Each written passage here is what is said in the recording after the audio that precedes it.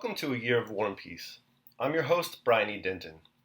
A Year of War and Peace is a daily, year-long, chapter-by-chapter reading of and meditation on Leo Tolstoy's epic novel, War and Peace.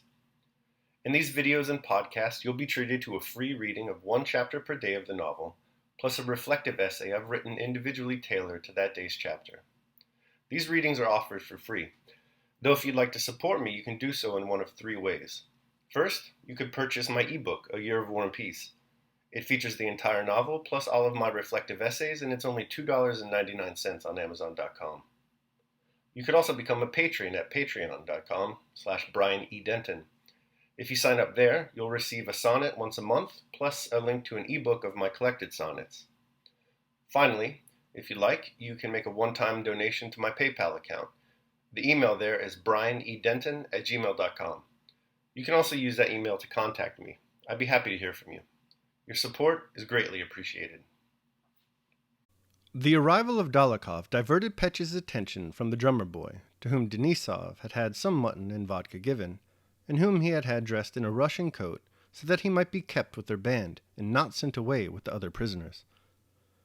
Petya had heard in the army many stories of Dolokhov's extraordinary bravery, and of his cruelty to the French. So from the moment he entered the hut, Petya did not take his eyes from him, but braced himself up more and more, and held his head high, that he might not be unworthy even of such company. Dolokhov's appearance amazed Petya by its simplicity. Denisov wore a Cossack coat, had a beard, had an icon of Nicholas, the wonder worker, on his breast, and his way of speaking and everything he did indicated his unusual position. But Dolokhov, who in Moscow had worn a Persian costume, had now the appearance of a most correct officer of the guards. He was clean-shaven and wore a guardsman's padded coat, with an Order of St. George at its buttonhole and a plain forage cap set straight on his head. He took off his wet felt cloak in a corner of the room, and without greeting anyone went up to Denisov and began questioning him about the matter at hand. Denisov told him of the designs the large detachments had on the transport, of the message Petya had brought, and his own replies to both generals. Then he told him all he knew of the French detachment. "That's so, but we must know what troops they are, and their numbers," said Dolokhov. "It will be necessary to go there. We can't start the affair without knowing for certain how many there are. I like to work accurately. Here now, wouldn't one of these gentlemen like to ride over to the French camp with me? I've brought a spare uniform." I'll go with you," cried Petya. "There's no need for any of you to go at all," said Denisov, addressing Dolokhov. "And as for him, I won't let him go on any account." "I like that!" exclaimed Petya. "Why shouldn't I go?" "Because it's useless." "Well, you must excuse me, because I shall go, and that's all. You'll take me, won't you?" he said, turning to Dolokhov. "Why not?" Dolokhov answered absently, scrutinizing the face of the French drummer boy. "Have you had that youngster with you long?" he asked Denisov. "He was taken today, but he knows nothing. I'm keeping him with me." "Yes. And where do you put the others?" inquired Dolokhov. "Where? I send them away and take a receipt for them," shouted Denisov, suddenly flushing. "And I say boldly that I have not a single man's life on my conscience. Would it be difficult for you to send 30 or 300 men to town under escort instead of staining, I speak bluntly, staining the honor of a soldier?" "That kind of amiable talk would be suitable for this young Count of 16, said Dolokhov with cold irony. "But it's time for you to drop it." "Why, I've not said anything. I only say that I'll certainly go with you," said Petya shyly. "But for you and me, old fellow, it's time to drop these amenities," continued Dolokhov, as if he found particular pleasure in speaking of this subject which irritated Denisov. "Now, why have you kept this lad?" he went on, swaying his head. "Because you are sorry for him? Don't we know those receipts of yours? You send 100 men away, and 30 get there. The rest either starve or get killed. So isn't it all the same not to send them?"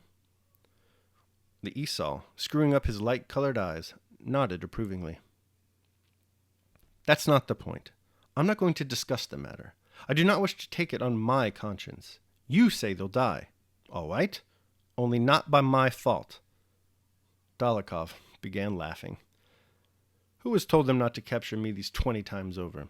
But if they catch me, they'd string me up to an aspen tree, and with all your chivalry just the same." He paused. "However, we must get to work. Tell the Cossack to fetch my kit. I have 2 French uniforms in it." "Well, are you coming with me?" he asked Petya. "I? Yes, certainly," cried Petya, blushing almost to tears and glancing at Denisov. While Dólokhov had been disputing with Denisov what should be done with the prisoners, Petya had once more felt awkward and restless. But again, he had no time to grasp fully what they were talking about. "If grown-up, distinguished men think so, it might be necessary and right," thought he. "But above all, Denisov must not dare to imagine that I'll obey him, and that he can order me about. I will certainly go to the French camp with Dólokhov. If he can, so can I." And to all Denisov's persuasions, Petya replied that he too was accustomed to do everything accurately, and not just anyhow, and that he had never considered personal danger. "For you'll admit that if we don't know for sure how many of them there are, hundreds of lives may depend on it, while there are only 2 of us. Besides, I want to go very much, and certainly will go, so don't hinder me," said he. "It will only make things worse."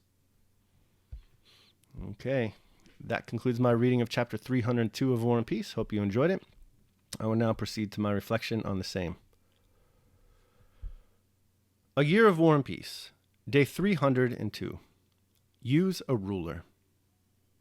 We all remember Dólokhov, right? Sure we do.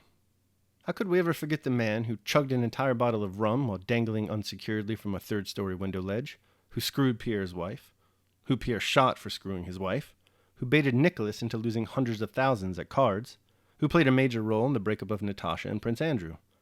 He's not exactly the most moral of men. Despite these obvious character flaws, Dólokhov is the man a young and foolish Petya Rostov chooses to serve today. Once Dólokhov enters the room, Petya quickly straightens his posture and holds his head high. He must not appear weak to a man of such extraordinary bravery, Petya's words.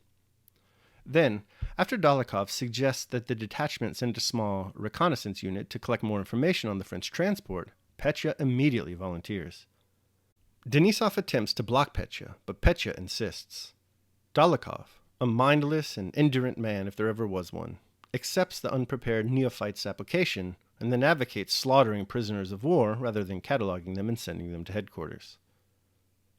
Following this man can only lead Petya to a dark place, a very dark place indeed. Daily meditation. Moral education and development is a major part of virtue ethics. Moral development, at least in its early stages, relies on the availability of good role models. The virtuous agent acts as a role model, and the student of virtue emulates his or her example. Initially, this is a process of habituating oneself in right action. The Internet Encyclopedia of Philosophy, Virtue Ethics. All right, so that concludes my reading of and reflection on chapter 302 of War and Peace. Hope you enjoyed it. Thanks so much for listening. Remember that if you'd like to support me, you can do so either by purchasing the ebook, A Year of War and Peace, becoming a patron at patreon.com, or making a one-time donation to PayPal. The links to all that are down below in the show notes, along with some links to my Amazon wish list for books and my Amazon wish list for movies.